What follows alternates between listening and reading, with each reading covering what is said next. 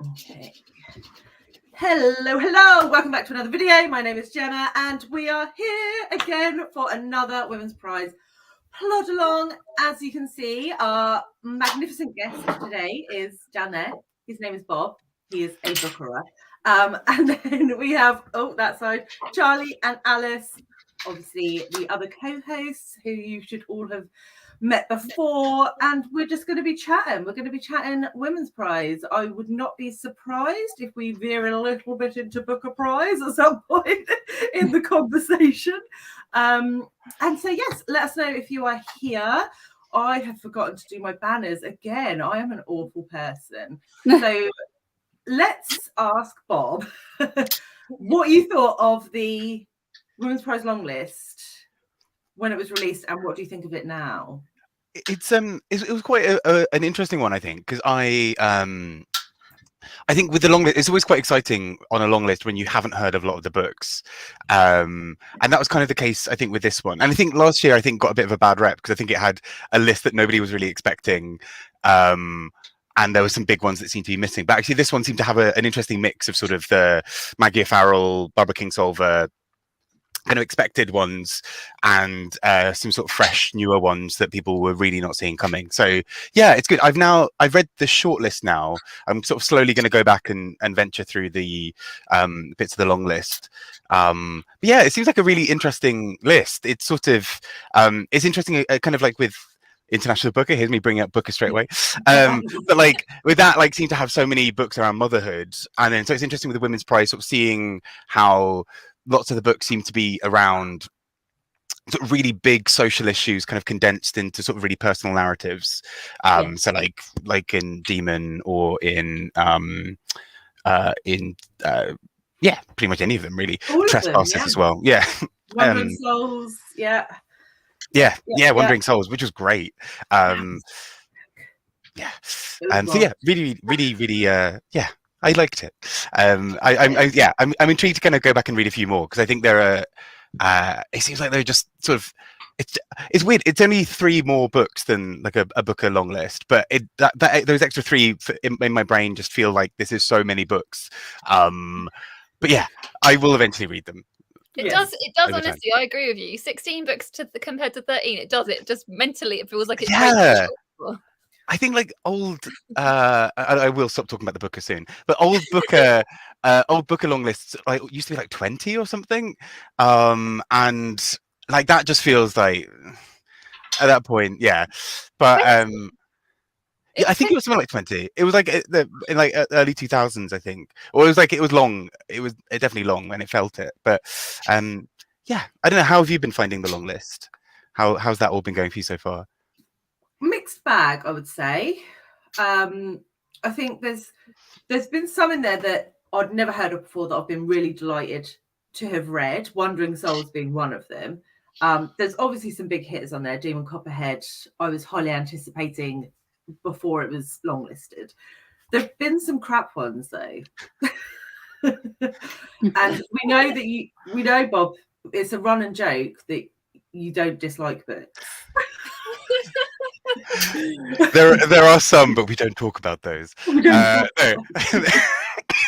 No, I mean it's one of those things. I think I try to find something, and this is me as an ex-teacher, try to find something positive in them. Sometimes that's a harder task than others. But yeah, which ones have you really not enjoyed? Pod. Fair. Okay. Yeah. I had a mix. I had a sort of mixed feeling to it. Well, like part of me, like the first hour or 2 of the audiobook, I was like, what is this? Like, what, like, why? What? And I really struggled to get into the narrative voice of like, particularly the really horny barnacle or whatever it was. Like that. Yeah, I was just like, I don't. Particularly as an audiobook, I'm like, I feel like this horny barnacle is talking to me, and I feel like I'm tripping. And that was not really what I wanted out of a nice walk. But at the same time, I don't know, it kind of grew on me by the end. See, this is politically correct Bob coming out right now. I will say, of the 6, it's probably my least favourite from the shortlist. I think I still overall enjoyed it, but I think like had it not been an audiobook, I think I might have like maybe thrown it across the room a bit at times. I think you were the first guest to have read the audiobook. I think that's that correct. Oh, interesting.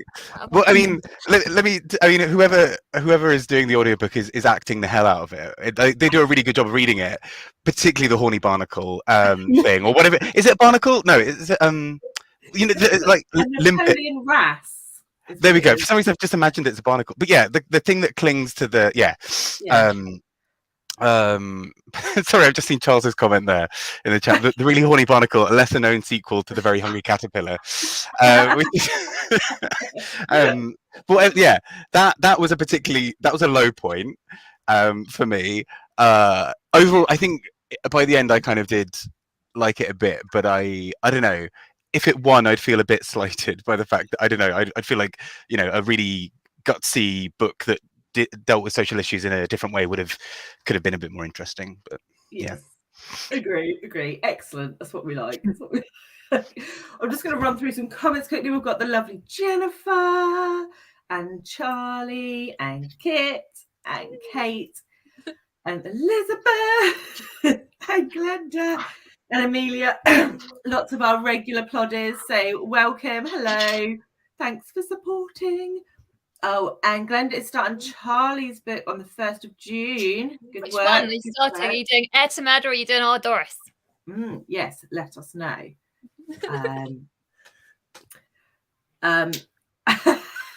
Amelia says, hi Bob, finally someone who loves the Booker. We've only been slightly slagging the Booker off. I like it. I think you like it too. I like parts of it, but they do like to just put boring books on the Booker. I mean, I feel like I've kind of made a rod for my back now, because if there's ever a year where I hate it, I'm kind of stuck with it. It's sort of like a very bizarre marriage at this point. So I'm sort of like, we might just have to ride out one year and kind of, you know, hope for the best. But I mean, that's fair. That's kind of every prize. It is every prize. I think I preferred last year's women's prize long list, to be honest, over this year. It's really kind of got a bit of flack, I think. But then part of me does wonder if that's sort of also just because I think whenever people see long list, they tend to almost like if their favorite, I mean, this happens with everything and any kind of competition, right? If their favorite doesn't win or isn't in it, there's a tendency to see like one of the other books as having taken its place in a really legitimate way, when actually it's often not the case, right? Like it wasn't that, I don't know, like Ruth Ozeki like physically blocked somebody from being longlisted. Like she didn't sort of, you know, well, I mean, hopefully she didn't, but like she didn't sort of march to their offices, like burn their book. Like, you know, she had no part in it. It was 5 judges sat around having read 80 to 100 or whatever books and making decisions from there, right? So it's kind of consensus. So that's always the thing. I suppose it's always, I always try to think of it as it's sort of 5 people having had a really intense book club, and then this is what they've chosen. And like you can kind of disregard that opinion if you want. Like they're 5 people who've and you know, 5 people who really like horny barnacles sat together in a room. There we go. Would you not have loved to be a fly on the wall when they were discussing, you know, should we put Wandering Souls through or Raven Dolphins? I don't understand how that. I wonder whether they've been drinking through the day and then their last bit to put on, they were just so pissed. They were like, "Won't this be a lot?" God. I still feel like there there's a might couple be of them that must really love it. Sorry, you go, Alice. I still feel like there might be one poor judge in there who really needs rescuing from having to read pod for a 3rd time. Oh my gosh. That's it. At least, I suppose, for the judges, at least there weren't any that were like super, super, super long. Because I always feel for like when they've got to do a 3rd reading of like a 1,000-page book, and then sort of just like, here we go again. Like it's, and obviously some of those long books could be great, but like, you know, I wonder if on the 3rd reading pod feels really different, or whether by that point you're just sort of tripping. You're sort of like, this is fine. At least it's short. At least it's short. True. It's not like reading the books of Jacob 3 times. I haven't even managed that once yet. So That book broke me. Yeah. Yeah. Oh, dear. Charles saying, kind of you to give his book a chance. I hope it suits your taste. Oh, we've got the lovely Sarah here and Dorota. Charlie said, I once got a poem on a short list of 100. That's cool. I think somebody really needs to come up with an actual figure that defines a long list, short list. Yeah, that's a short list of 100 is quite long. I guess poems are generally shorter than novels, so you can expect a bit more, but 100 seems a little bit excessive. Bob surely did not like pod. Bob just likes one book, Pure Colours. Is that you can say it? This is a safe space here, Bob. I sort of ranted about it a little bit on a video. It's sort of, I feel like Sheila Heti is not for me. Because it's sort of 2 for 2 now of books where I've been like, I don't like this. I just found it really navel gazy and really like it would start to make a really intelligent, beautiful, poignant point, and then it would be like, look at this funny thing, and I was like, yeah, no, I'm out. So in some ways, the horny barnacle, whatever it was, thing was almost, I was worried it was going to do the same thing of be like, here's a clever point, oh no, we're going into this sort of silly thing over here. I don't mind silly, but it was, yeah. But yeah, Pure Color was not the one for me. Are you done with Sheila Heti now then, do you think? Well, I mean, there's only one other book of hers, and I almost feel like I want to try it for the completionism of just maybe this one book. But I also feel like I have other things to do in my life. What a crime for punishment you are. Oh dear. And then yes, the really horny barnacle is the lesser known sequel to The Very Hungry Pig. That is a very good comment, Charlie. I like that as well. Very Charlie-ish comment. Oh, more hate for Pure Colour, so you're not alone. Sarah is here listening while doing bedtime. Wish me luck. Good luck, Sarah. Sarah. Good luck. Luckily, Charlie was absolutely knackered and fell asleep on the sofa at 6:45. So I was like, yes. Not that Charlie, obviously.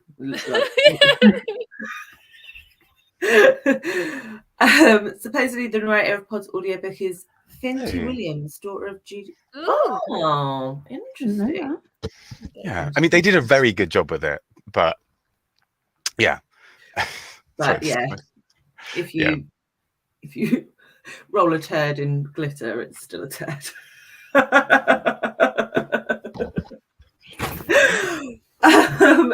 Part on the short list is like sending Serena Chacha into Drag Race. I don't know what this means. All Star 6. You know somebody got to go hang first. Just because Serena Chacha is like a meh. It's like, isn't it? That's what Bob will understand. You can explain, Bob. Yeah. I mean, I think that's a perfect description. Yeah. Sort of like when sort of like this person's on and you're like, yeah, and then like Serena Chacha, oh yeah. Okay. Yeah, it's kind of that. Bob, question for you. Do you ever DNF a book? It's not happened often. I think I'm just really stubborn. I'm sort of just like, so Pure Color, I should have DNF'd, but I didn't want to let Sheila Heti win. So I carried on reading, but then actually she did win because I read the whole book. So actually the best thing would have been to just have abandoned it. But my thinking was, if I hated it that much, I kind of wanted to get to the end and at least be able, like, feel justified in being able to talk about everything I hated, or talk about if there was any redemption. Which there wasn't. There wasn't really. But, Alice is quite a lot like that, aren't you, Alice? You're out of the three of us. I think Alice is the least likely. I will carry on to the bitter end. Yeah. This long list is now, because I've only got one book left on the whole long list. I'm like, I will finish all of the books without DNFing any. But I don't think I'll do that again. Yeah. What's the last one that you've got left? Black Butterflies. Oh, nice. Yeah. So hopefully save a good one for last. Not sure yet. Yeah. I think it's a solid book. It just wasn't as good for me as some other people. That was my best politically correct statement. Oh dear. And Jennifer also DNF'd Kill Colour, so I definitely won't be adding that to my TBR, which is marvellous. So, Bob, we have 3 questions for you today. I've told you about one of them. The other 2 are going to be interesting. So, start with a nice easy one. Yes. What was your last 5-star book by a woman? I have it right here. As if I prepared this before. So this Linda Grant's The Story of the Forest, which I read, I think, the end of last week. And I haven't read anything of hers before, though she did win the Women's Prize, actually, at some point. I just thought this was absolutely stunning. I've not read anything of hers before, so I had no real sort of knowledge of what kind of things to expect. But it's essentially largely the story of well, it starts with a young girl growing up in Riga in what is now modern day Latvia, but would have at the time been part of the Soviet Union. And she sort of is in this sort of area where she basically almost doesn't really understand the politics of what's going on around her. And basically, as the Soviet Union goes through all of its various iterations, including sort of breaking up, she has this whole sort of, her family history so sort of entwined with parts of it. But at one point she moves to the UK and she sort of manages to get out, basically just sort of, well, lots of her family managed to get out just before World War II, because as well, her family is Jewish. And so there's this sort of element of it. And so a large part of the book is about her family finding a home for themselves and kind of finding, sort of working out how they live now in the UK and what that looks like, particularly with sort of spectres of World War II kind of going on around it. And there's this, this doesn't spoil anything, but there's at one point something that really sort of floored me actually was there's a little postcard at one point of that somebody puts through the letterbox with some sort of anti-Semitic sort of hatred, and Linda Grant talks in sort of afterward of the book about how the postscript that was actually something that was sent to her family at one point. And so there's this sort of real thing of her bringing in this sort of, I think kind of a lot of her writing, from what I understand, sort of is concerned with, kind of experiences of people moving, particularly from Eastern Europe to other parts of the world, and particularly kind of Jewish identity and kind of that mapped up with sort of overlapping with other kind of cultures and things. So really, really interesting. And I think, I mean, in fairness, I'm I love a good story, but at the same time, like, the story is always, I'm always really just fascinated with writing and how people do things. And sort of from like about 10 pages in, I'm like, I think I'm gonna love this, just because the way she writes is just this really rich, beautiful sort of language. It never really feels overly effusive. It sort of occasionally is very sharp and very cold and pointed and brutal, and then at times really sort of verbose, but never, like, those two things sort of feel like they constantly keep each other in balance.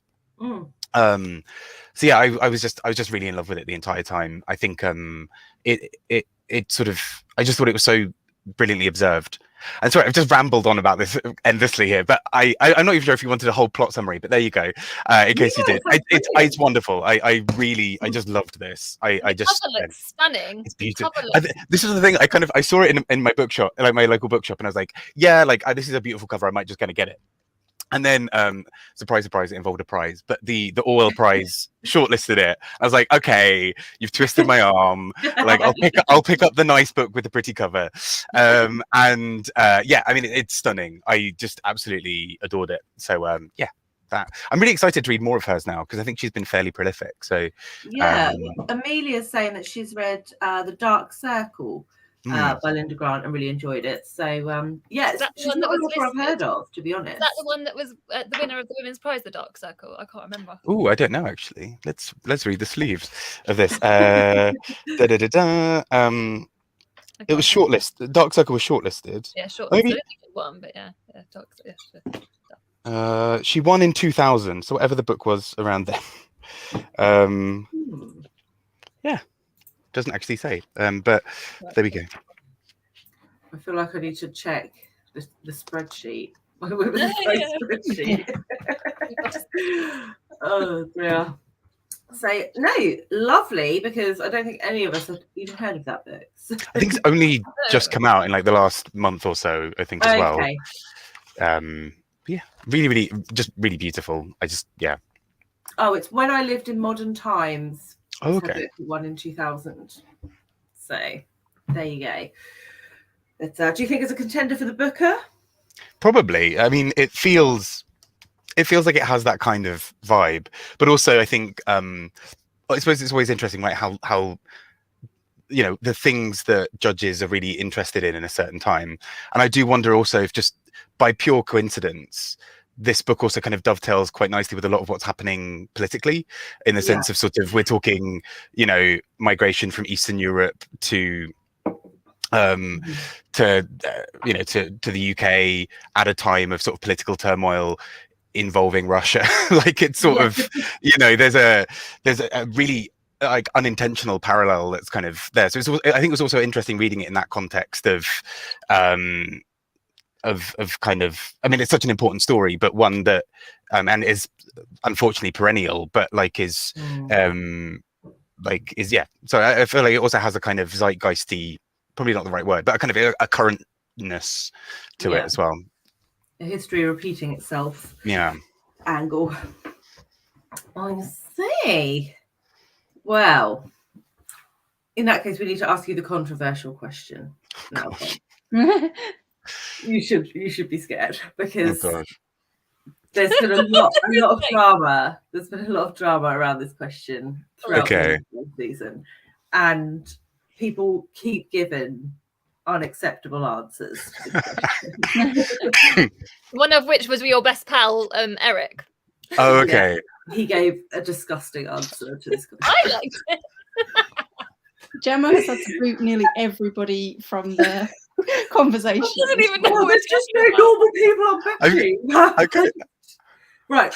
Without any further. Okay. The question is, what is your favourite pizza topping? Oh, okay. Okay, so I'm bear in mind that my answer is coming from me being vegan. Oh, so I kind of knock some potential options out straight away. Okay. So this is not like all over the pizza, bear in mind. This is just like a little soupçon, like added on little bits here and there. But I had a really good pizza. It had some really nice like chili jam. It went really I think it was like a vegan version of like a Fiorentina, like kind of a spinachy kind of thing, and there was like some chili jam or something, and that was one of those things of like, ooh, I mean, it's not really a topping per se, but it went really well with the other toppings and kind of did something. I think that's okay. That's an acceptable answer. Yeah. Okay. That's okay. Apart just from about passed the pizza test. Okay. The fake cheese thing, which is obviously not okay. I mean, some fake cheese is terrible as well, it has to be said. Yeah. You are our third vegan. We've had a lot of vegans. And it's just like, honestly, guys, come on. I got a comment yesterday that was really fun, where somebody wrote something like, they're like, I'm not anti-gay, but like, do only gay people follow the Booker Prize? Because everybody I've seen reacting to the Booker Prize has been gay. I'm like, that's just BookTube. And I feel like there's a similar thing here of like third vegan. I'm like, I feel like there's a sort of like there's like a like disproportionately high. So we've got Scott. Sarah was vegan. Lauren, Sarah. Is Sarah vegan or vegetarian? Vegan. She's vegan. Lauren's vegetarian, isn't she? Okay. Yeah. So yeah, just like lots of weird people on BookTube. There we go. Basically, what it is. Don't worry, Ariane, you are here just in time for pizza chat. And Jennifer correctly says Jem hates the vegans. Up with fresh meat. Sarah's saying another vegan, yay, instant subscribe. Outrageous. Is it time to talk about asparagus again, Joe? No, it's not. Look, Bob, do you eat asparagus on pizza? Like, I mean, it's only if it's on my plate, it's only kind of ever there accidentally. Like, it's not something I've ordered per se. It's kind of just there as part of the thing. into asparagus, Bob. That's not a thing. As in it'll be part of something else. I'm like, I don't mind the asparagus. I can eat it. It's fine. I just haven't really gone out of my way to get asparagus. But was this a pizza topping? As a pizza topping, if you had a pizza rock up and it had like it's also asparagus on it, it's also kind of obstructively big. Yeah, this is what I. That's my main thing. You kind of want like small bits that are quite easy. Yeah. Like you take a bite of your pizza, and if you accidentally grab a bit of the side of it, it's sort of easy to sort of munch down on. Whereas I guess the danger is that you bite into a bit of the asparagus by accident and kind of carry it with you, and then you're suddenly sort of trying to like either like take it out. Yeah. It's structurally inappropriate for a pizza. I think it absolutely is. It's fantastic watching Gemma squirm about vegan pizza toppings. I have no problem with vegan pizza toppings as long as they're nowhere near you. By me. Yeah. Vegan pizza, oxymoron. Yes. Controversial food question. Do you guys like peanut butter? I know it's less possible. Yeah. Charlie thinks it's awesome. He literally eats it out of the jar. It's pretty much the only food he'll eat. So not on a pizza, but no. That is maybe too far. Someone who when I used to work on the building site, I used to work in a cafe on a building site, and there was one builder that used to like peanut butter with baked beans on toast. No, those consistencies don't go together, right? Because like baked beans is sort of like the bean and then like a sauce and then like a. It was gross. We just like oil and water. Yeah, like I get like peanut butter and jelly / jam for like because they're kind of similar-ish, right? Like they're both sort of a bit whatever. But like, yeah, I can't like imagine sauce with that. That is worse than all of the toppings we've had, hands down. There you go. That's just evidence that builders will eat anything, mostly. Figs would be good on a vegan pizza. No, Kelly, no. That was Eric's choice, Bob. That was Eric. I can see that working. It has to be the right kind of thing, but like, because I mean, it's not that far off chili jam, right? Like it is kind of like a slightly sweet. I think it's very different to a chili jam. It's a freaking I mean, obviously not like a whole fig just like plonked on top. That's the asparagus problem all over again, right? That's like a. But like, if it's sort of, I don't know, like a sort of like a sliced thing, or like somehow sort of flattened or whatever, I can imagine that maybe working. I think fig and chili jam would go well on a pizza together. Oh, I do actually want to try fig on pizza now. Alice, that's a really good shout. If you fired for this sort of stuff. I'm guessing sweet pizza. I mean, I've never had one, but like I'm guessing sweet pizzas are kind of like definitely not your thing based on all of this as well. What? So have you like there are like dessert pizzas. So essentially imagine like a sweet dough instead of like a bready dough, and then like sweet. But the thing that I think it would confuse me because they're often made to look like regular pizzas. But like the danger would then be like, you know, you're kind of expecting savory but getting sweet. No. That's wrong. That's where I draw the line. But I've had the ones that are like completely made of chocolate. Like the chocolate pizzas with like marshmallows on. What about like pizza base with like Nutella or like something on it? No. That it could work. I'd need the pizza base to be like a slightly like sweet bread. Yeah. And like, but like with the same kind of consistency of that like light toasted. Yeah. But then it's not a pizza by that point, right? Then you're just sort of having like sweet bread with Nutella, but which also is great. But anyway, we've got on This is what we do, Bob. This is what we do. I love it. It's great. Good. Jennifer is a veggie. Yes, actually, I do remember that now. Kit, not a veggie, just fussy. Watch out for accidental asparagus. I will now be on the lookout for figs on pizza. What? Sarah the one that had asparagus on hers?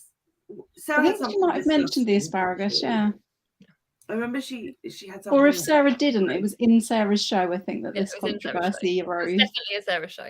There was some controversy. I bet Eric didn't realise that figs would cause this much controversy. No, I bet he didn't. But he did. Do not bring up pineapple. Gem will blow a fuse. Yes, I will. We're not talking about pineapple. Pineapple is dead to me. Do not belong on pizza. And Sarah says, I had a Hawaiian last night. Nearly posted a photo just so I could tag you, Gem. Thanks. That's friendship. I actually did have pizza at the weekend, and it had anchovies and capers on. It's very nice. It was very nice. No meat. So I had to have some of my husband's to like balance it out. I support the figs. No, down with figs. They go very well with vegan cheese. Well, it's not cheese if it's vegan. Is it? Oh, those are fighting words. What is the definition of cheese? Why did I mean oat milk is still milk? Or like a Cumberland sausage is still a sausage. Oat milk.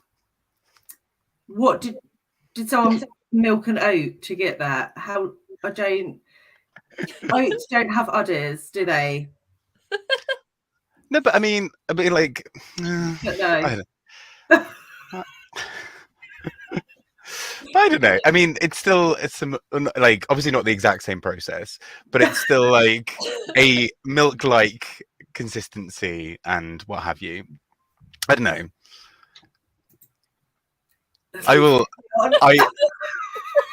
This is the thing because oat milk on our chat. I've apparently just really coming up here strong with the sort of the vegan propaganda today. I think so. I know. There we go. I feel like everyone is vegetarian and vegan these days. I feel like I have to like defend. Let's have an intermission with this cat. Harry, he likes duck, not vegetarian duck, real duck. There we go. I knew I'd had something like this before. Yeah, Kelly's right. Yeah, the beaver tails are amazing. Beaver tails. Yeah, it's kind of like. I mean, I did sort of feel my heart clogging as I was eating it, but like it was pretty gorgeous. That's a weird name for it, though. Beaver tails. Yeah, it gives you odd connotations while you're eating it, does it not? Does Bob have no idea what is coming up next? I don't think he does, Jennifer. Story of my life, really. But he's going to be so delighted. He's going to love us. He's going to just love us so much. Sarah, mine was Gates, cheese and pineapple. Oh, yeah, that's right. I can't remember who brought up the asparagus. No, it's all blurring into one big nightmare for me now. Literally. Has anyone said pepperoni, this whole thing? Like, we have had a pepperoni. I think Sarah said pepperoni and then like reversed it and went for pineapple and goat's cheese. She's a vegetarian, vegan, so she wouldn't have said pepperoni. Oh, you mean other Sarah? No, other Sarah. Yes, she did. American Sarah. Stop trolling the vegans, Jeff. All right. You can have your oats with udders. Oats with udders. Sarah, language is fluid. Definitely change over time. Not a vegan, but fully support. I do really support vegans. I'm only joking. I think everyone should have the right to eat whatever they want, but if you put pineapple on pizza or figs, then you need some serious psychological help. Ariane, coconut milk is from an actual. That is true. There we go. I knew there was a good example out there. Also, peanut butter is not, taken from milk, right? But it's still butter in that sense. Is it not real butter? Peanut butter. It doesn't have butter. It's not made of peanuts. It's not like churned peanut milk. Like mixed up peanuts and butter. No. Is that not what it is? No. Oh, Gem. I have learned something new today, but I did think that was what it was. Defend us vegans, Bob. Bob is on the case. Bob is doing a good job. He's milking those oats for all they're worth. There we go. I'm doing my best. Got my little stool out. I'm just sort of, Yeah. A vegan eating something called beaver tail. In fairness, it was before I went vegan, but yeah, they are like. I think it's veggie, but probably not vegan. I think. Yeah, it was a few years back. Because it's basically like a dairy, eggy, egg and dairy, I think, in it. But yeah, to be fair, Scott, who's also vegan, got quite a lot of slack because he is a vegan, but he also kills spiders. So that was like a big no-no. I brought up the asparagus, of course, Amelia, of course. apparently the word cheese comes from the Old English meaning to ferment. So I suppose vegan cheese could fall under that umbrella. But I will research further. Thank you, Charlie. Charlie knows all. You. He's amazing. Fruit pizza, sugar cookies, base sweetened, cream cheese sauce. Well, That sounds horrible. No, that's too far. That is too far. Actually, I mean, I can imagine it being tasty, but I think it would, like, if it visually looks a lot like a pizza, I think it would throw me. Yeah, and just cream cheese is disgusting. So no. I'm probably worse. If I have a pizza, I just eat the toppings and throw away the crust. In fairness, I would not mind eating alongside you because I'm happy to have the crusts. Like this, I feel like this is we can work out a good, yeah. Like I just want carbs. That's all I want from life. I'm always nicking my husband's crusts. Oh dear. No one can be sure where cheese originated. Oh, interesting. The vegans are champion cultural appropriation from the forest world. Almond milk, vegan cheese, vegan burgers. Lol. Call it what it is. But does he eat the spiders? I don't think he does eat the spiders. He just mercilessly murders them. Actually, I don't think he even murders them. I think he just hoovers them up and hopes that Nell doesn't see them. But that just scares me because, like, hoovers, like hoovers, they get out. They come back out. Yeah. No. Australia. Oh, actually, that is true. I hadn't. I was thinking of British spiders when he said that, but yeah, actually, Australian spiders are a whole other thing. Yeah, I mean that's slightly more terrifying, right? It's yeah. Can you imagine what are they called? Like huntsmen, like the massive ones. Can you imagine one of them like crawling out of your Hoover? Like in don't, Jem, no, that scares me. Oh dear, what have I just stumbled across? This sounds a bit complicated. It did. I promise we will get back to books. I promise. How did this become a food plod along? I don't know. This is just the weekly pizza section of the chat that turns into a chat about all things. And we will, I promise, next year we'll have a less controversial question. We didn't anticipate this. They're often quite. It's revealing, though, isn't it? Like it kind of. Because I feel like all I do is talk about books. So it's quite fun to to like annoy people with other things I talk about. Burgers are just a shape. I don't think they are, Charlie. They're a way of life. How is a burger a shape? A burger is a disc shape. That is the shape disc. You can get veggie burgers though, can't you? Yeah, but they're just not real burgers, though, are they? No, what's the Welsh sausage the Welsh sausage that's like cheese and potato and I don't know. Because we still call that. Oh, what's it called? There's like We need Kieran. There's like a fairly famous like Welsh sausage that's just like it is just like ground up like potato, carrot, and cheese or something. But like we call those sausages, right? And that's kind of like yeah, because nothing in the word sausage like denotes that it has to be meat, doesn't it? I don't know. So if someone came up to you and said, "Would you like a sausage?" Your immediate thought, no, shut up, Charlie. Put your mind out of the gutter. Would you say, "Oh yes, I'd love one. I'm vegan. I assume that is a vegan sausage." I wouldn't assume it was vegan. Yeah. But also, like, we're on a live stream, and I'm not assuming that we're by some water. So, like, language is like. It's possibly the worst, like, example I could have given. I mean, I'm now imagining one of those, like, sort of, like people with trench coats, sort of selling watches, and now I'm imagining somebody walking up and being like. It's just opening. It's just sort of like an array of sausages. Morgan, thank you, Charles. Whoever he is. Oh God, it's really gone downhill quite quickly today. Most cows are ground cows. There are very few air cows. You got to watch out for those space cows. They're They're everywhere. Everywhere. That's the one I was thinking about. Yeah.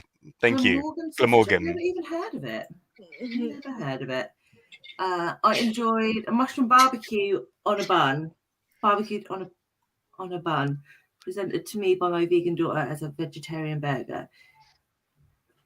The thing is, I would very much enjoy that. I like a big mushroom, but that's just a mushroom sandwich, not a burger. That's a mushroom sandwich.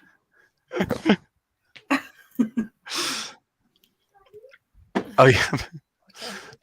I'm calling for backup. I just sort of like, Kieran, do you hear me? Yeah. He might pop along and say pod at some point. He sometimes will pop in and say pod. When he appears, it's usually just to say pod.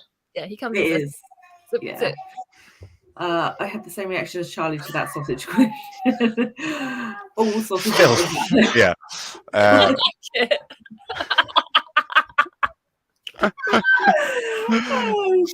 Beware I'm Invisible not even going Cows. to. Oh, that was a book. Beware Invisible Cows is a bit. That's something I was thinking about earlier. Because in some it's like Salt, to take it back to the women's prize. Salt Lick last year was the kind of like slightly oddball one. Was it last year or the year before? Whenever it was. Yeah. That is that kind of oddball one. I feel like Pod sort of took that place this year of sort of like weird book from the inside of like the mind of an animal. Although I think it kind of took it a little further. Salt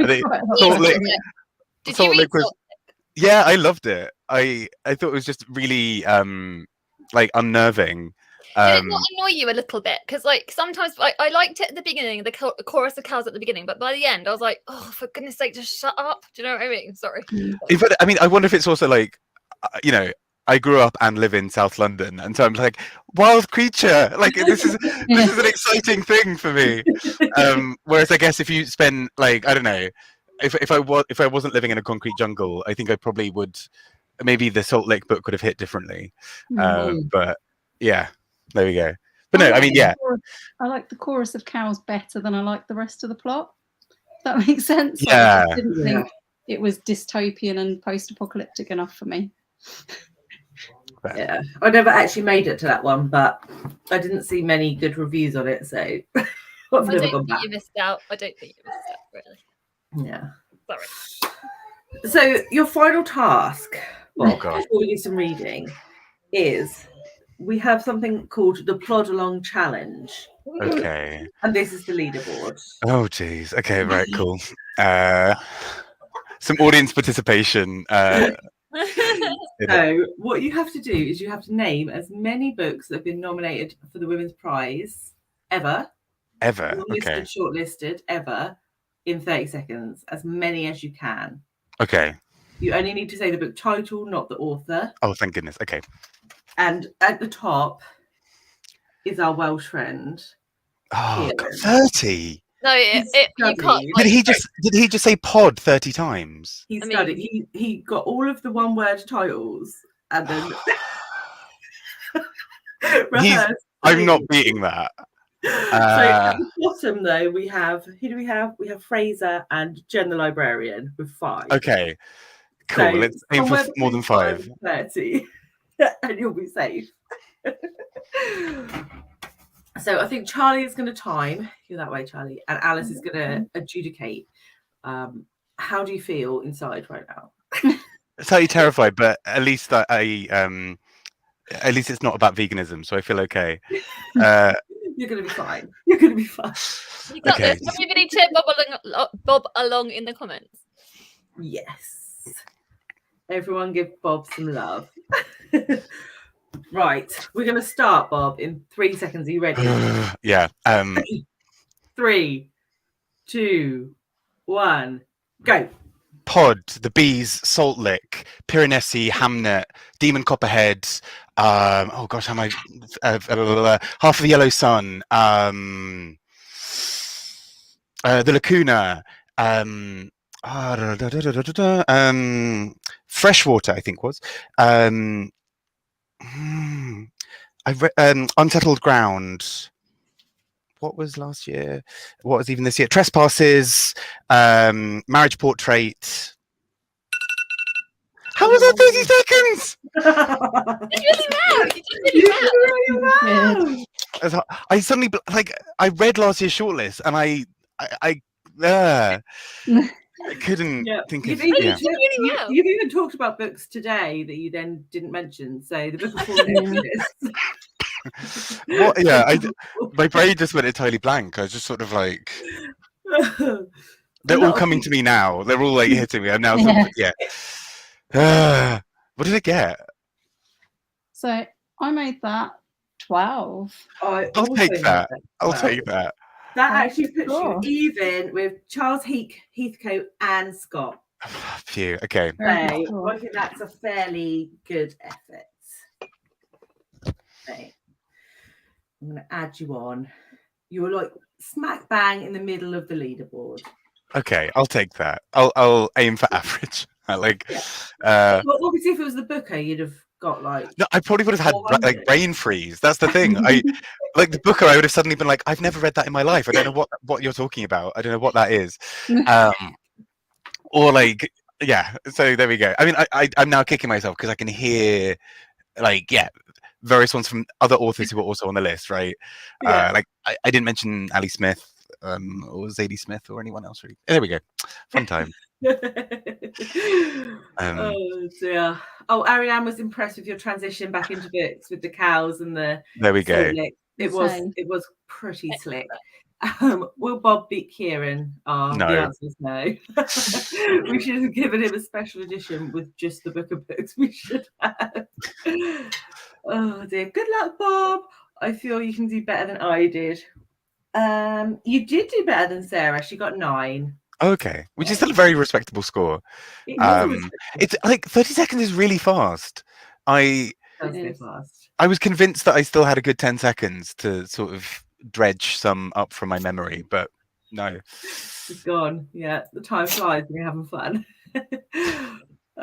Bacon is only referring to the way it's sliced, apparently. Interesting. Did not know that. Zach always knows a lot. You can do it, Bob. Okay, sorry. Next, name as many pizza toppings as you can in 30 seconds. It could be for next year. Sarah is impressed with your effort, Bob. Thank you. 2 vegans and a vegetarian all scored 12 points. If this was Eurovision, we'd be thrilled. Be kind to Bob. Thank you, Rose. We're only mildly ribbing him. Mildly.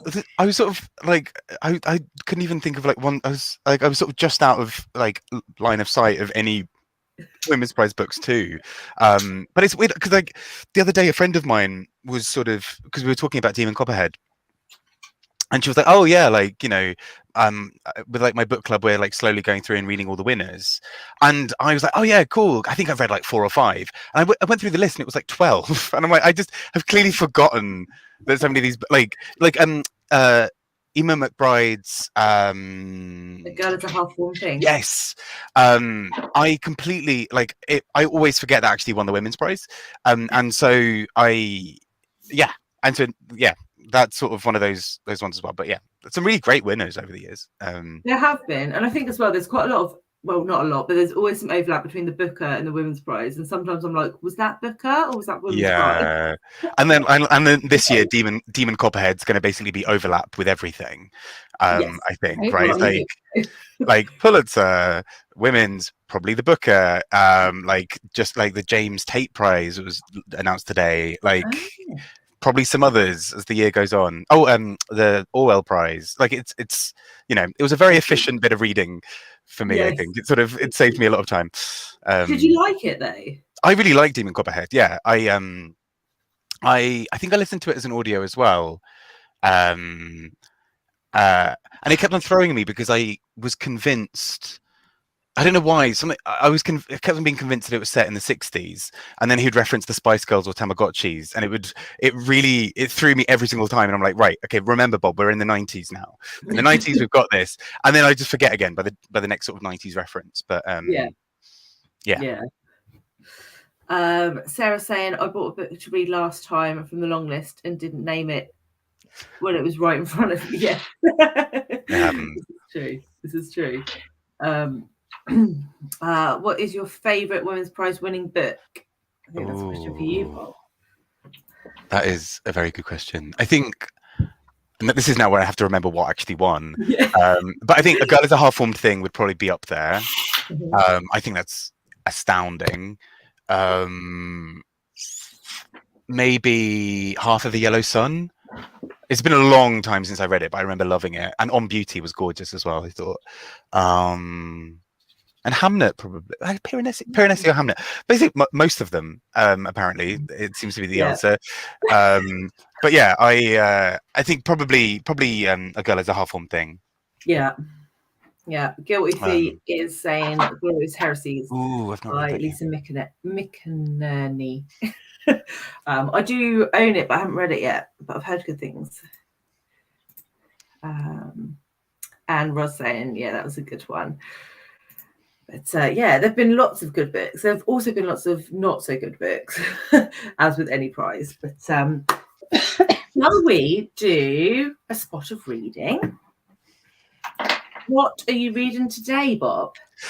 So hang on, I've just now got it like really frustratingly just out of reach. But I just come back home from being away from the weekend, and I've got something that came from the library, which is give me 1 second, which is Bourneville by Jonathan Coe. I don't think I've read. Have I read anything of his before? Again, it's prize related, but it's for partly for the Oil Prize. But like, there was something I was reading on the train, which I'm now going to try and fish out of my bag, subtly, without anybody noticing what I'm doing. And that's This Other Eden by Paul Harding. So I might carry on reading this actually, just to kind of finish it off while I'm going. But it could. My thinking as well is also one of the judges for the Booker Prize this year, Essie Adugian, has given a blurb on the front calling it a luminous, thought-provoking novel. So I know she's definitely read it, whether for the prize or not. So there we go. One of those two. What are you reading? So I am still reading Memphis. I've been reading this for quite a while. Yes. I only pick it up on the plods. But I've only got 40 pages left now, so I should finish this today. But yeah, still enjoying it. It's quite jumpy though. I think it might be a bit too jumpy for me across the timelines and the characters, but still enjoying it. So Charlie, what are you reading? I'm gonna carry on. I'm gonna read another story from the refugees. I'm gonna read The Transplant. Ooh. Nice. And Alice?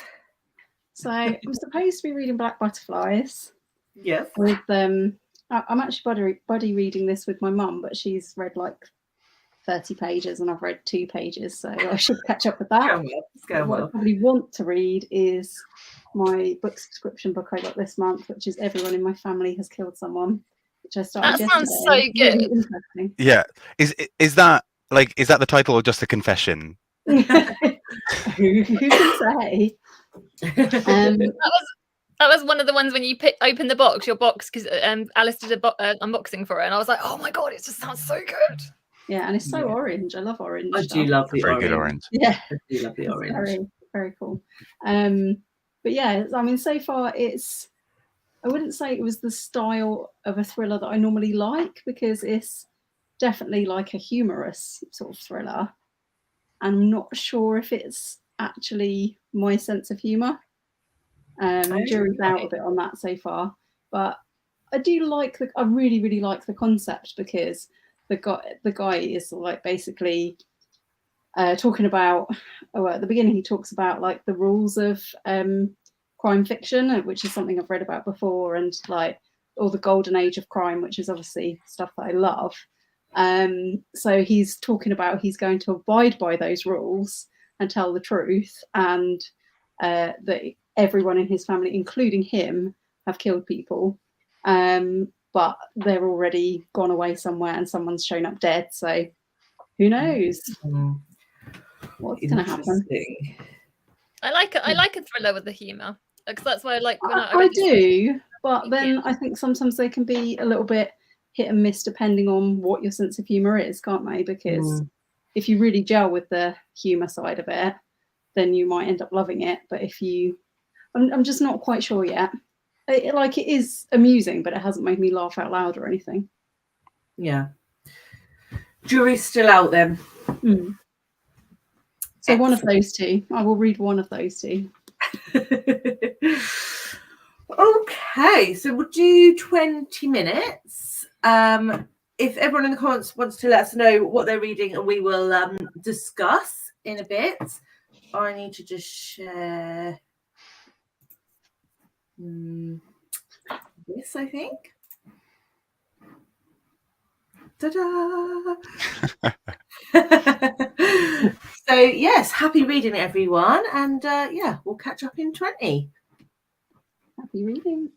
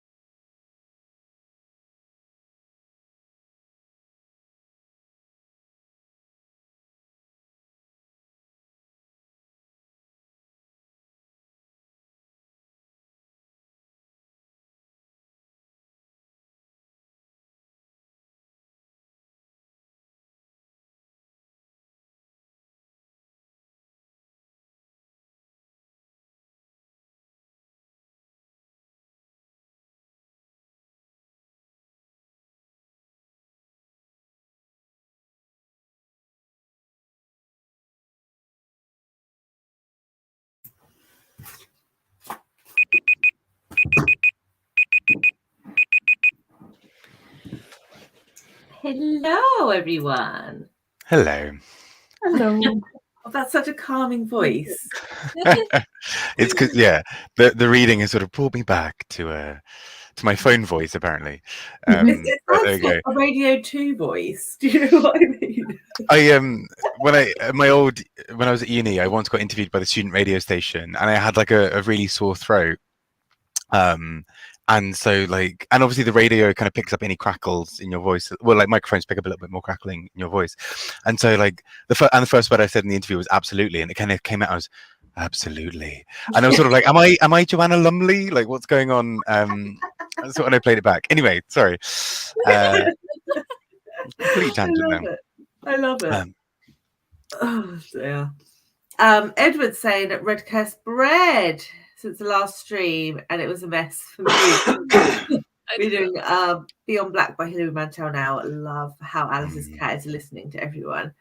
He knows everything, Harry. He's like a little spy. How did you guys get on with your reading? Charlie, how was your... Yeah, my short story so far. Like I said, everyone knows I read really slowly, so I haven't completed the short story yet. It's obviously about a guy that's had a transplant, but he's had a transplant, interestingly enough, of an Asian. He's discovered that the identity is an Asian person. So yeah, he's sort of going into that. It's very interesting.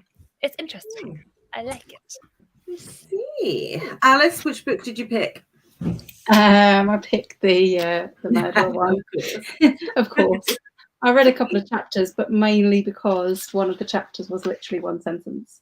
So that was handy. That'll do. Very speedy reading of that chapter. Speedy reading, What about you? How did you get on with yours? Yeah, I was going to start with This Other Eden, and then I kind of realized I really needed to get into the rhythm of it. So I read the first few sentences, and I was like, you know what, other book. And then I had some mousse, some little vegan chocolate mousse, and then I started on Bourneville. So I actually, I read the first little section. Really interesting so far. Although a little bit like, when you can kind of see it coming a little bit off what's kind of happening. So essentially, a big part, a lot of it's around March 2020 at the beginning of the book, and I'm like, oh great, okay, so fun dual thing of like COVID and Brexit.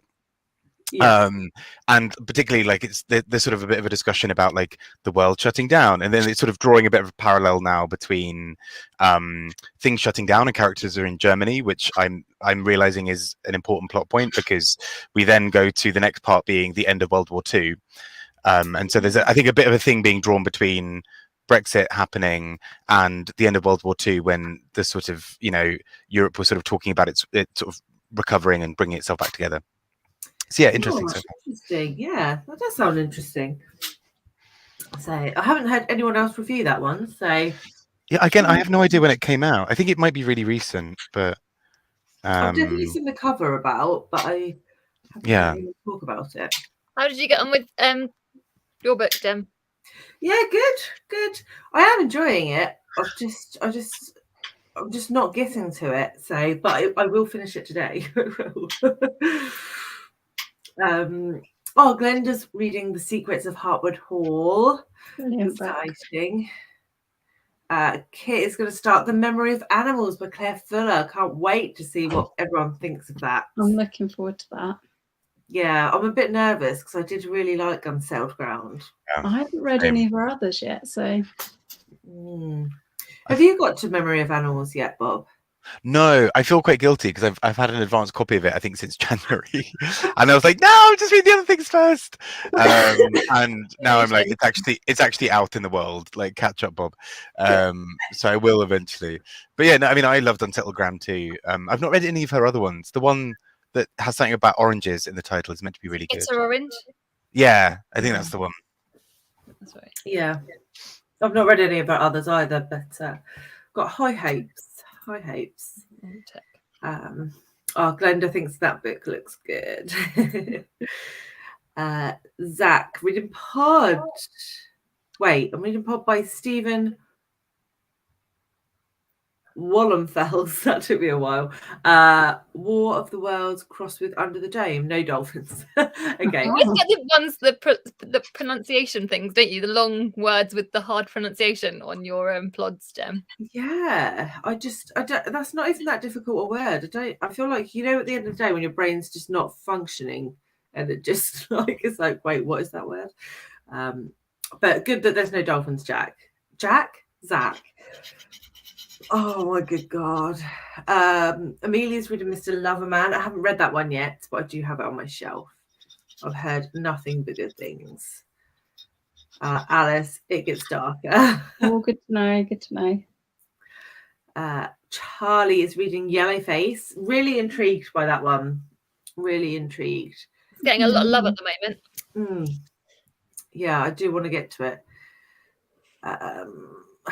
Edward, have Mr. Loverman on my shelves to read. I hope to get to it by the end of the summer. It's meant to be good. And Charles, I wonder what you will make of Yellowface. Yes, me Mr. too. Loverman's a really good book. We love that one. That's good. Roz asking Alice, is it anything like My Sister the Serial Killer? No. That was a very unique book, I felt. Similar titles, but no, not at all. No. Sarah saying, I thought Mr. Loverman was really good, although it's been quite a while since I read it. Dorota was going to finish The Painted Bird, but now have no choice and will grab a gun as a half-form thing off my shelf and start that. I mean, it's a heavy one. Like, yeah, I'm intrigued to see how you kind of got on, but it's a ride. That's also one where I'd really recommend the audio, because have any of you read it? No. It's like an intentionally really broken style, as in like words and sentences are completely, you know, so there'll be random capital letters in words or in sentences. Sometimes whole words are just broken up in the middle. There'll be full stops sometimes in the middle of words. It's like really broken on the page, and I think I struggled a little bit trying to read it physically and listen to the audiobook read by the author, and there's something about the like almost staccato kind of thing of the language breaking that is incredible as an audio, but like utterly heartbreaking. Like one of the like, yeah, it's remarkable, I think, though. That's really interesting, because usually when authors do stuff like that in books, I feel like I have to read the physical one. So it's interesting to hear that the audio is well done.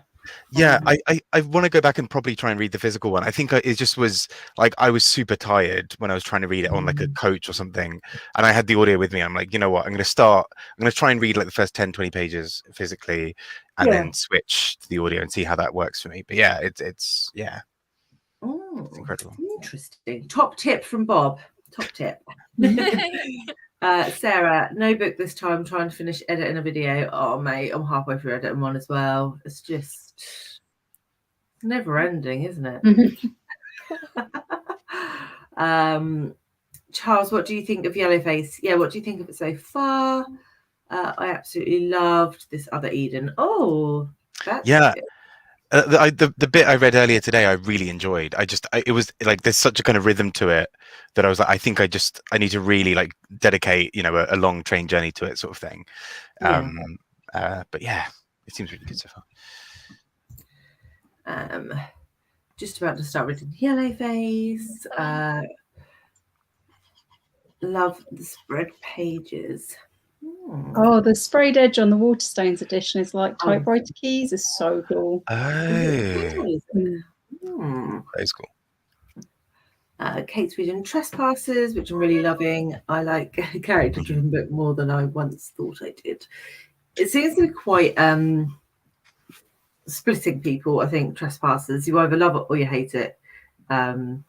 It's definitely not for everyone. What did you think of it, Bob? I overall really liked it. I think I don't know what it was. There was something like carrying it over the finish line to a 5 stars. That there was something just like I just needed like a teeny bit more. But like I think overall a really, really successful novel in what it's talking about. Yeah, I think it does some really interesting stuff. And like kind of terrifying a really terrifying period of history, right? So yeah, really important. But yeah, I don't know. What did everyone else think? So you loved it, Charlie, right? Yeah. Yeah, I completely loved it. I just loved Nice. the character of yeah. Mhm. I remember her name. My brain's going. Kushla. Right, yeah, Kushla. I'm so tired. Yeah, Kushla. Yeah. Yeah, I thought it was really boring. Me too. Fair. So no, I do get like the point that it was trying to make when it got around to the end, but if I don't care about anyone in the book and I'm at 80%, it's not a good book for me. Fair. Yeah, I think you were sort of in between, weren't you, Alice? Well, no, I was really, really, really bored. Incredibly bored.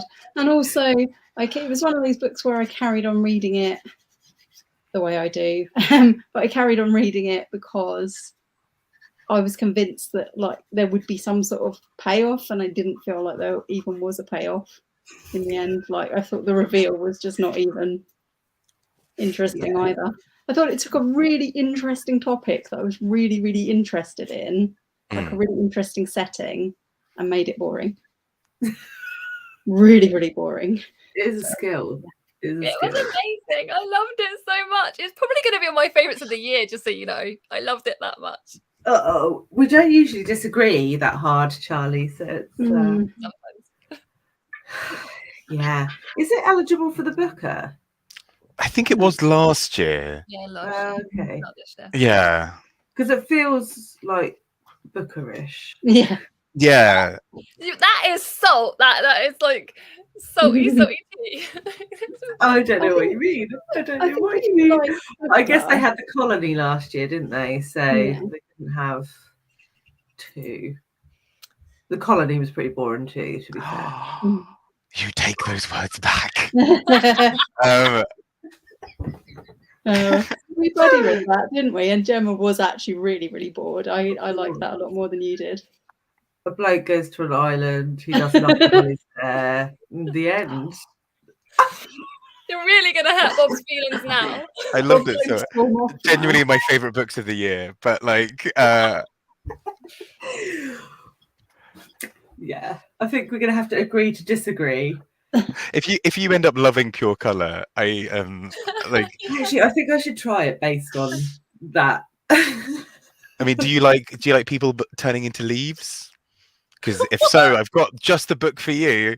How does she turn into a leaf? Don't get me started. Leaf. Like yeah, like a leaf. She's trying to process her grief, so she turns into a leaf, not in an intentional rhyming way, and she it's partly it like had the potential to be a really cool, interesting thing about her looking outside of herself, or like shutting down herself so she only has to focus on living instead of feeling. But then it was just sort of like, I'm a leaf and I'm looking out at the world. I'm like, you know what, I'm good. I'm by that point I think I was just like, well, you know what, 100 more pages, let's just keep going. Well, why did you do that to yourself? I don't know. Is there anyone who has liked that book? Because it sounds awful. Yeah.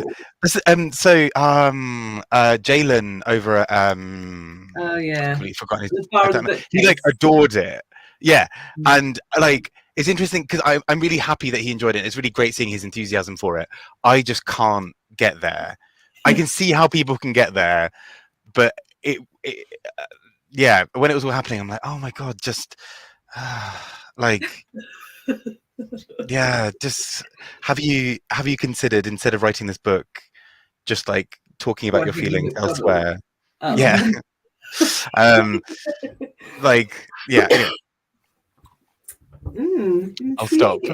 I love Salty Bob. I love Salty Bob. It doesn't come out often because there are not that many books that really anger me, but like because there's a sliding scale, right? There's like, this book just wasn't for me, I didn't really get on with it, but there you go. And there are books that seem actively like they're just sort of trying to confound you, and those but it's an interesting sliding scale because I'm normally fairly generous with reviews, and then or kind of on that side, but then it's almost like once it's like, if it's crept into 3-star territory, it's not that hard for it to dip to like a 2 and a 1, like, because by that point I'm already like, nah, like I've tried my best with you.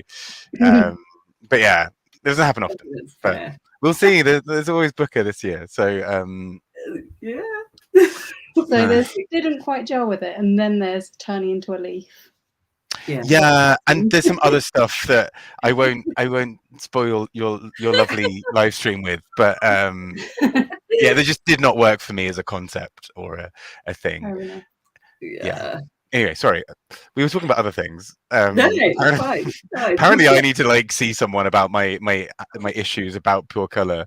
Your anti-leaf I'm beliefs. just so anti-leaves right now. Not as good.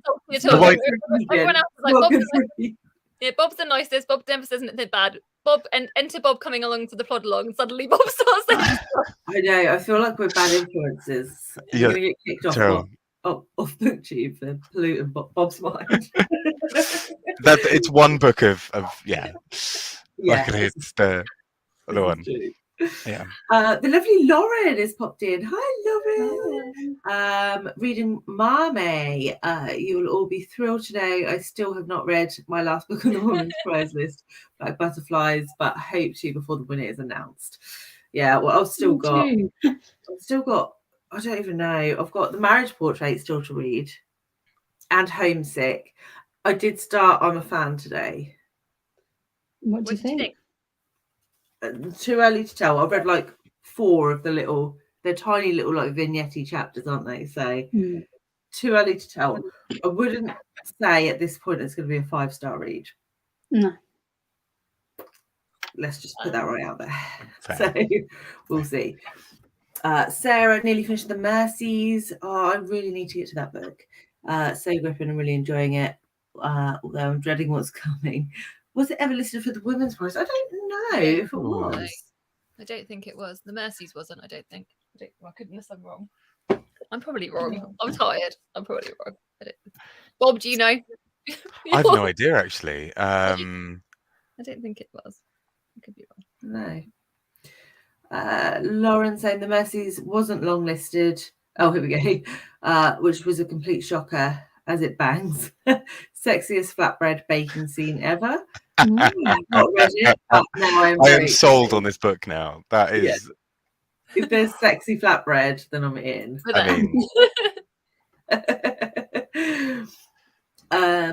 Read a third of Claire Fuller's book from the library. Love the writing, but maybe too soon after COVID.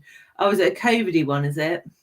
Pandemic. I think it's got like vaccinations and sort of dystopian type stuff, hasn't it? That she actually wrote before the pandemic. Oh, interesting. But I think it's got those sort of vibes. I can get on board more with that. I'm finding COVID books really difficult to read. Just partly, I think it still feels like there's not enough critical distance in some ways. I kind of, although I'll say that with the exception of Ali Smith, who I think nailed it. But yeah, I find it really hard because it still feels a bit like when like someone refers to a song that came out last year in a book. It's sort of it still feels too like Yeah. I get that. I don't think I've read any COVID books actually, any pandemic books. You read Lucy by the Sea? Yeah, Lucy by the Sea. Actually, no, Lucy by the Sea was very good. Yeah, that did that really well, I think. I'm trying to drink my tea. Don't make me laugh because you took his Gem. Gem has a lovely relationship with them. Sorry, I shouldn't have brought up Lucy. The Amgash series. Are you? Did you want Lucy to stay by the sea or in the sea? I think if Lucy had died in the first book, I would have been a lot happier. The next 3 are just her ghost, just they sort of haunting. It's definitely not my jam. Elizabeth Strout is not for the. I had to read it for the BookTube prize. Okay. I would have DNF'd the first book had it not been for the BookTube prize. But no. Fair. No. But you liked them, did you, Bob? For me, they slowly built. So William, I overall like pretty much enjoyed. Like it wasn't like I wasn't like raving. It wasn't like a book that I was just like, wow, I've got to like press this into the palms of everybody I know. But I enjoyed it. And Lucy by the Sea, I thought did some really interesting things with sort of its reflections and its observations. It's a good little Yeah. series. I think it's a good little series. Yeah, they're interesting. It kind of, I mean, I don't like necessarily comparing authors, but like it does remind me of Anne Tyler in the sense that like Elizabeth Strout is very good at writing about a specific set of people who live in a sort of certain type of area and kind of capturing their lives. Like with Anne Tyler, who I think is very good at writing about sort of a certain sort of set of people. But yeah, it's just sort of I don't have access to that world, so sometimes I can't fully. Yeah. Well, I've just scratched Anne Tyler off my list of authors to read, so that is good news. She's great. I mean, Anne Tyler's got some really actually Guilty Feet. I credit with kind of making me go back and looking at some proper old Anne Tyler books and like some of her. I think breathing lessons. I do. That's the one I've got on my. Yeah. Yeah. And she had like sort of 3 pretty much close together that were all like absolute bangers, I think. Okay. As much as a slow book about the Midwest in America can be a banger, but you know what I mean, like, you know, not quite fireworks, but kind of exciting fairy lights. Exciting fairy lights. That's a lovely description. That's such a Bob thing to say. I love that so much. This is why we love you, Bob. Exciting fairy lights. That's so much why we love you, Bob. Thank you. Oh dear. Charlie is about 60 pages into Yellowface, and there's been a lot about the way the publishing world works. Since we have knowledge of that, I find it a bit tiresome, but I understand its inclusion. I think I would find that really interesting because I actually don't have a great knowledge of the publishing world. So can't wait for you to review it. The Rotters Club is one of my favourite books. I've never even heard of it. Also by Jonathan Clay. So, Yeah, I feel like I need to read more of his. Yeah. I think I've read a few of his. But ages ago, so I've completely forgotten them. Didn't he write What a Carve Up? Yes, I think that was him. But I have no memory of that whatsoever. I've read one called The House of Sleep. That was pretty good, but pretty weird. I've read one called The Dwarves of Death, which was very strange. That is a great title. Dwarves of Death. Is it fantasy? Not that I recall, no. I just sort of write excited there. Like had the word really death. That's what it was. Literary fiction, I would say. Jem just had the word death, and just her ears were like. I had dwarves, and I was like, "Oh, okay." I love a dwarf. Amelia, actually, buddy reading Mr. Love Man with Fraser. Well, nice. I'm liking it, but not loving it. So far, I'm preferring Girl, Woman, Other. Oh, super controversial. I didn't love Girl, Woman, Other. I think I'm the only person on BookTube who didn't like that book. I did hear some people who didn't necessarily, but yeah, I think it's I really enjoyed it. As surprises nobody that I enjoyed the book. Yeah, I mean, but I can see why. I can see how it doesn't work for everyone. I think it also hit at the right time for me, like when I read it. So yeah. I think the problem is I don't really like short stories, and it very much presented as almost interconnected short stories. So just not my jam. So that was one that I can objectively say I can understand why other people like it. It just wasn't my thing, as opposed to Pod, which I just think was awful. And I can't be objective. Edward, love how Charlie's not backing down one bit about trespassers law. No one should back down on books they love. No, definitely not. I may try the audio of. I think I love that. Half-form sentence. Book is a half-form sentence. Yes. Yeah, it kind of makes sense when you hear Ema McBride read it, because you're like, oh, like that's how you mean. Like there's a kind of like breathlessness to a lot of it. Okay. It's a lot as well. I will just warn you. Like it's sort of like, particularly as an audio, it's just like her hammering you over the head with like the most horrific things that happen to this character. But I think it's really like transcendent in so many other ways. So yeah. Wow. I am interested. It does sounds really good. Intrigued. Charlie's backing up the Trespassers love. And so is Kelly. I like Trespasses, but judged Cush's choices. Yeah. Same with You Made a Fall of Death. Pretty good read, but the character choices, oh my. I loved You Made a Fall of Death with your beauty, and I hate romance. So that really surprised me. So I really, really loved it. But I think it was sort of like you were saying earlier, Bob, it hit me at the right time. I needed a book like that at that time. Okay, but agree about the colony. I did not care for that bit. Oh no, Bob's gonna cry. All the running around I did while I searched for the chain, only if it to just exist, just like waiting for something good. Pure Colour is a beloved book by a certain tribe of booktubers. Isn't it one of those depressed women moving books? That is a great label to put on a book. I trying to think what else falls under that. Does a Tessa Moshfegh fall under that? I was just wondering that because I mean I suppose a year of rest and relaxation is depressed woman sleeping, but she occasionally moves. She goes down to the what's the thing, like the local shop to buy some food and then sleep again. She does a lot of sleep. I love that book. I will add. That's awful. Yeah, I won't be picking that up anytime soon. Oh, thank you, Chris. Thank you, Chris. I've enjoyed all of the long list except for Children of Paradise, which is my least favourite book of the year so far. Wow. I didn't love it. I didn't hate it. I kind of feel ambivalent about it. And yeah, I read it so long ago now that I can't really recall many details. Apart from all the bodily fluids. Yeah. Lots of bodily fluids and quite dramatic ending, but it just... I can't remember the character's name or anything. Polly, I would love to see more of Salty Bob. Yes, me too. We need more Salty Bob. We need to just send you some really awful books. No, don't do that to Bob.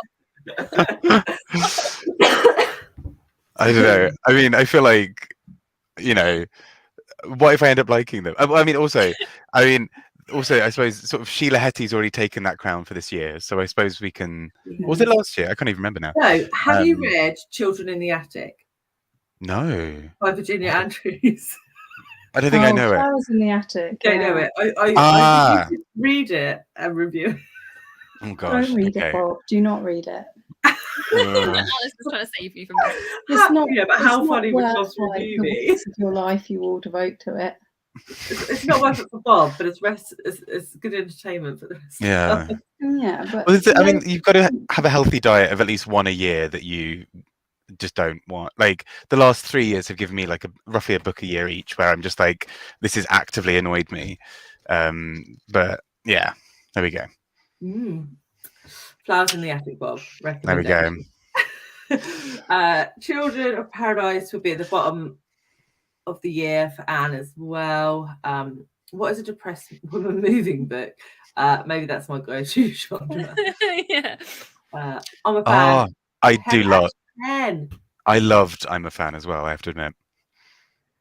Yeah. I'm not foreign enough, but yeah. If you can't, like, there's an interview with her with like on the Waterstones podcast, I think it is, and it's so interesting just because I think she's like, you know, Sheila Hetty is just like not Sheila Hetty. Oh my god, I'm a fan. Sheena Patel. I've got Pure Colour on the brain. Sheena Patel is sort of just like, yeah, if people don't like my book, great. That's kind of the point. And I'm like, I just love that. Like debut author being like, don't buy it. If you hate it, great. Like I'm just like that. I love that energy going into a first brilliant book. Attitude. Yeah. To be fair, I think if you've got a really good book, you're gonna have people that hate it because that's the nature of literature, isn't it? So yeah. Eric did a really interesting thing once where I think he read the 1-star reviews of books that he had loved, and it was so interesting and to kind of see what people absolutely hated about something that he adored. I love that video. That was a brilliant video. Yeah, it was really good, right? Because some of them are really illuminating of people just being like, yeah. Anyway, sorry. Yeah, no, I think it's really interesting, and reading is subjective, isn't it? That's the point. So We can't like all the Anne is a Colony fan, so you've got an ally there. Kelly reading Tell Me I'm Worthless, very strange, just waiting for the new Butcher Prize round. I really want to read that. That's the one. Is that the one about the trans in the haunted house? Yeah, it's a trans woman and her girlfriend in a haunted house. Kind of has some Angela Carter things. I read it like a couple of years ago and then discussed it with a book club I'm part of a couple of weeks ago. Everyone hated it, and I loved it. And I was sort of like, but it's great in these ways. It's a lot. Again, like, and I totally everything people were saying about like why they hated it. I was like, fair. I understand that, but for me, I mean, again, maybe right book, right time. They kind of were reading it like nice sort of April sunshine, and it's really like dark and twisted. I was reading it near Halloween, like during COVID, so I think it kind of hit differently. But yeah, I mean, I think it's incredible in many ways. Yeah, I really need to get to that soon. Charlie saying exactly what it says. Oh, this is depressing and moving. The introspective, usually sad women navigating through their days. That sounds awful. I adored I'm a fan, but I also thought Trespassers was fantastic. Keisha seemed such a relatable character. I know women like her, so her behaviour made sense to me.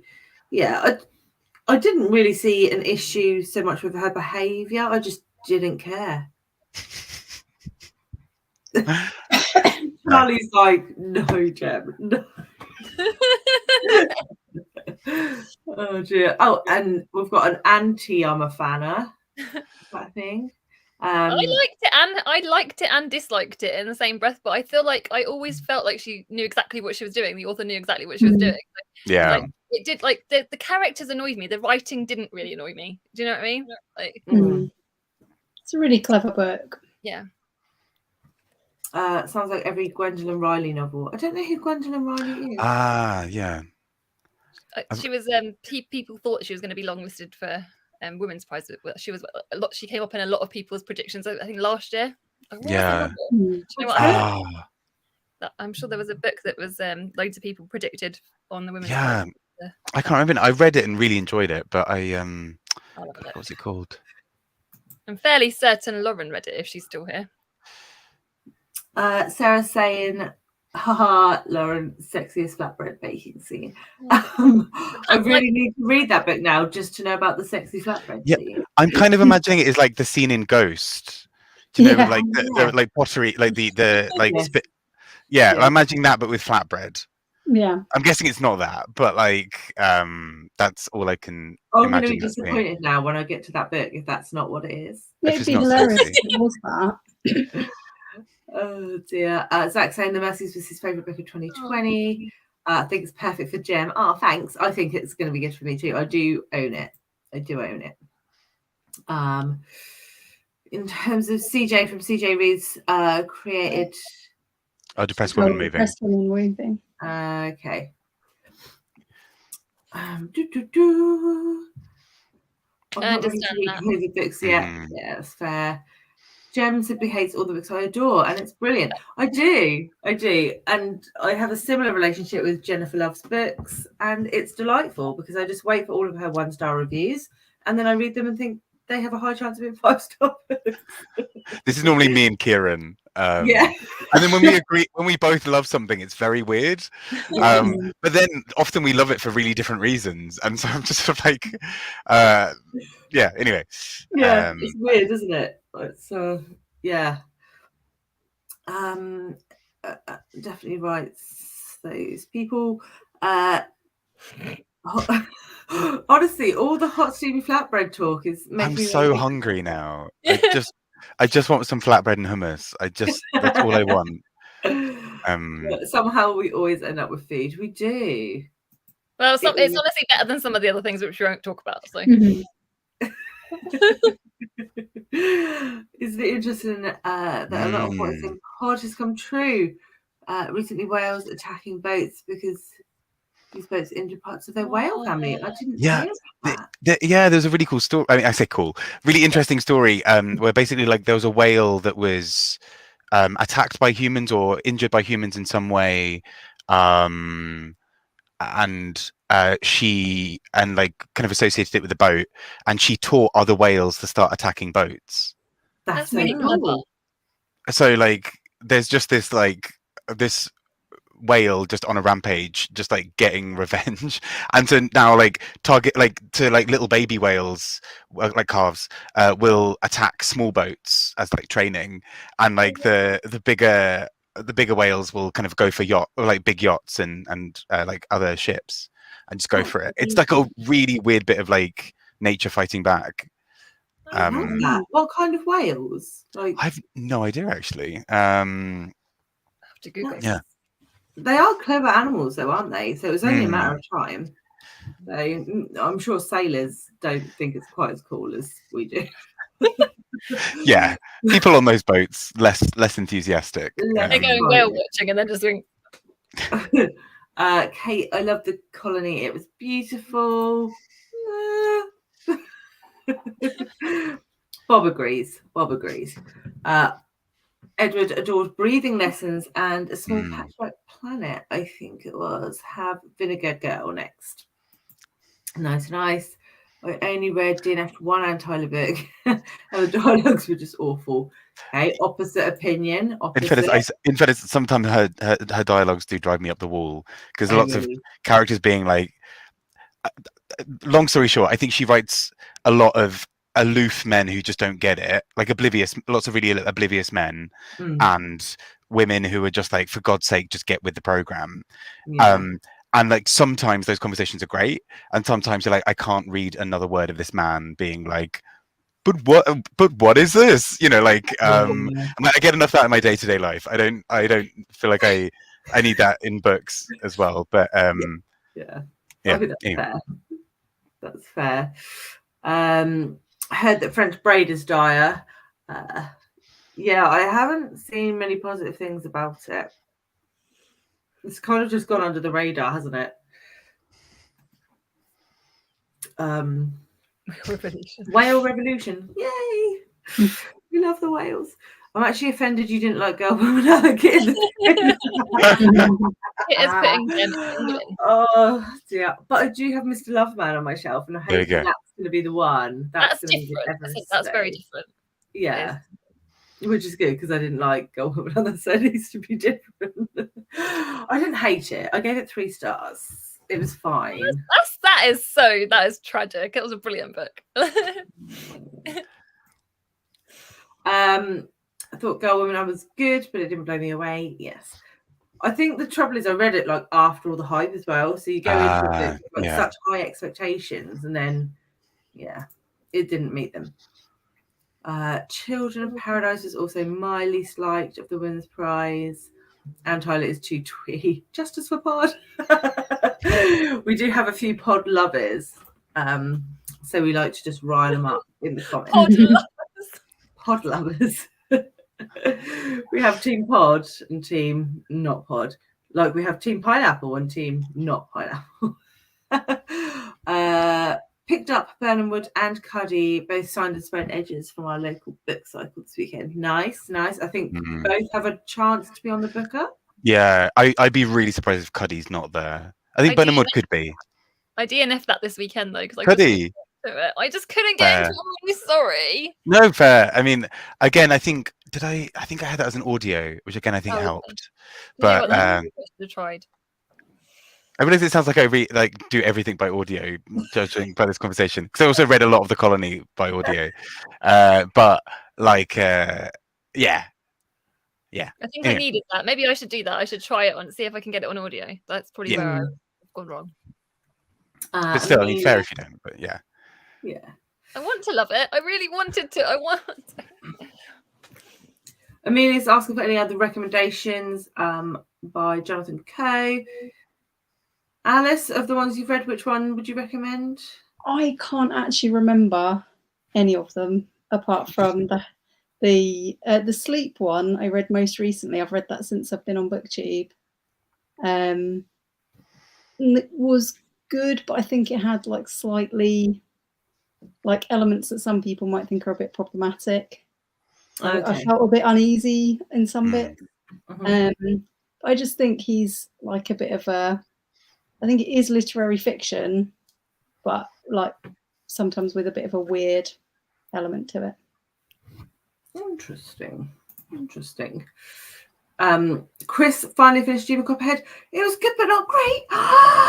Chris, you've wounded my soul. Much preferred. I'm a fan. Cursed bread, and one was cursed bread.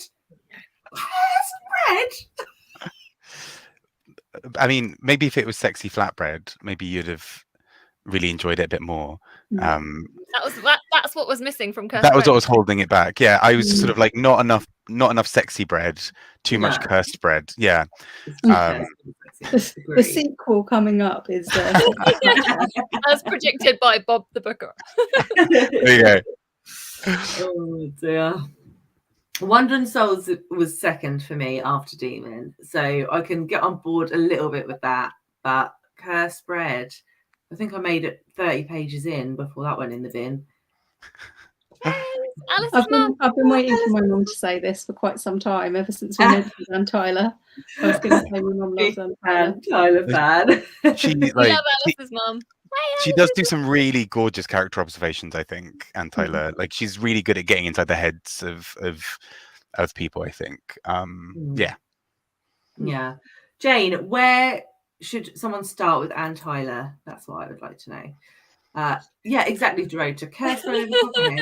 Wait for the reaction. Yeah, you just got it. Ah, dear.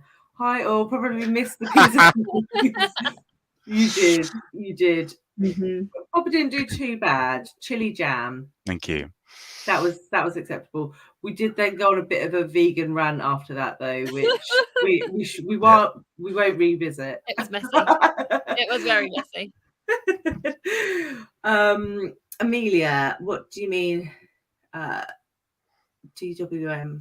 Depressed woman moving. Yeah. You were the one of the hosts of Misery Major. Yeah, I know, but I like things to actually happen in my misery, not just for someone to sit on the sofa and be miserable. They have to do a lot of moving. Yeah. They have to bad things have to happen to them, not just sit on a sofa and be miserable, because I'm making a lot of assumptions about these books that I haven't read. My Phantoms. What's My Phantoms? That was the Gwendolyn Riley. Yeah. Oh, okay. Loving the Marriage Portrait. Haven't read Hamnet, so cannot compare. I did like Hamnet, but I didn't love it as much as everyone else. I thought it was a really solid historical fiction. Chris is getting voted off the island. You're voted off the island for that Demon Copperhead comment. Orcas are the ones attacking folks. Oh, interesting. Oh, super scary as well, because they'll eat you, won't they? They're pretty vicious. Well, yeah, they can do damage, right? Yeah. If you fall in the water, they would eat you, wouldn't they? Probably. If they got killer whales, right? Yeah, killer whales. Yeah. That would be bad for the humans. Probably quite good for the whales. That's not obviously the reason they're doing it, obviously. Yeah. Yeah, but they get a little snacklet out of it, don't they? So, I think it was Vinegar Girls. Thanks to the comment on Cuddy on audio. We'll do that. See if it comes on script. Is it on script? Bob, I think that's where I got it.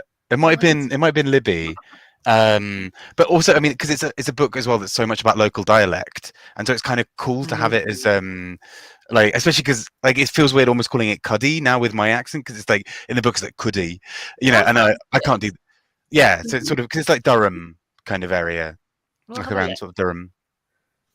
I really, you know, when you really want to love a book so hard, and I was like, it's just like. Yeah. I can't see it on script, but then it's getting to the end of the month, isn't it? So it might not. It might. I think it was Libby. Now that I think about it, Libby. Yeah. Here at some point. That's not a good sign that you can't remember really any of the books by Kay that you read. The two that I can't remember at all, I think I read at least 15 years ago, and I can't hold a book in my head for that long. That is quite a long time. Don't blame me, Charlie, but I'm currently reading Wandering Souls and not really impressed. Oh. To be fair, Alice was similar. I wasn't. Well, it was still 4 stars, but I just think it was just not like Charlie had hyped me too much. Sorry. I thought the hype was valid, Charlie. So No. What Well, I did you went think, into it Bob? thinking it was going to be the best book ever in the entire universe, and it wasn't. That hype's a bit tricky, I think, isn't it? But I like, don't know whether I actually said that. no, I mean, I think generally as well. Obviously, now winning the Pulitzer and like a few other things, it's sort of like it's kind of got that thing. I really enjoyed it overall. I don't know. There was something that just like I couldn't quite go to giving it 5 stars, and I wasn't sure why. But it's basically 4.5 or thereabouts for me. I thought it was really effective at what it did, and I really liked the way that it takes, like it sort of updates David Copperfield for like an opioid crisis kind of time. I thought that was really clever and quite unexpected. Yeah. Zach gave Pod 3.5 stars, but it has given me an unreasonable amount of joy having fun. Fair enough. I thought Demon Copperhead was just a bit too long and oppressive. Rooting for Trespassers or Pod to win. Chris, no! I like the Trespassers part. I don't like the Pod part. To be fair, if Demon Copperhead doesn't win, then as long as it's not Pod, I would be happy for any of the others to win. I really That's think how I Demon feel about Copperhead should it. win, though. Demon Copperhead should win, but I do wonder if because it's won the Pulitzer now, they shouldn't. What are your thoughts on that, Bob? On the Pulitzer? Yeah, would it affect its chances? I don't know, actually. I wonder because it's sort of sometimes I think prizes do like to be a little bit different in the sort of like oh, we've chosen a different winner that's less expected. But I guess ultimately like it will just come down to their 5-person conversation about it, and if they loved it, then I mean it's probably still got a chance. But yeah, I mean I guess it's also quite different to a lot of the ones on the list. Like it's sort of it's dealing with social issue in quite a interesting way, but I think it also has like these other little levels to it, like a literary allusion, like a like a literary reference of Dickens and like a few other things. I think it could do well on that front as well. It has a little something extra potentially. Yeah. Can't blame the orcas. I guess people had it coming. Agree. I think the Marriage Portrait is the most overrated of the shortlist. Interesting. Fair point, Alice. I can't even remember much of the books I read last year. Yeah, facts. Yeah. Oh dear. Well, we have been waffling for quite some time. I feel like perhaps we should wrap it up. So I just want to say thank you so much, Bob, for running through the train station to make it to our live on time. It's been really, really, really lovely to talk to you. No, thank you. It's been a pleasure. So thank you very much, and thank you for adding a quiz element to it, and a defend your veganism round as well, Yes. which I thought was a really lovely. No, but honestly, genuinely, it was a lot of fun, and also a really interesting experience to like be sort of in a. I've never like done a proper read along where there's like a timer, and sort of also I realized people were just watching me eat moose for like a good minute or so of it. So That's the highlight. That's the there we highlight. go. You know, if that's your thing. I think I might rename this actually once we're finished to Bob Eats Moose. It's it might not play your vegan thing very well. Oh no, it's a vegan moose. It's a vegan moose. People might think you're going to eat a moose. Oh, I see. And also, I love the idea that a 2-hour video would go out of me eating moose. It's sort of like, it sounds suddenly like a sort of moose mukbang kind of thing, which would be like really quite grim. Saying it in loops. Yeah, I mean, if it was 2 hours of just eating moose, I think I would feel quite sick. So anyway, I'm going off on a tangent. Thank you. It's been lovely. So there we go. And thank you to everyone for joining us and all your lovely comments. It's been lovely to have you. I forgot to check when our next one is, so I'm hoping it's one of Sunday the when is it? Not this Sunday, next Sunday. Not this Sunday the Sunday. 11th, I want to say. Yes, yeah, Sunday the 11th. 4 p.m. At 4 p.m. on Alice's channel. And Alice's down there.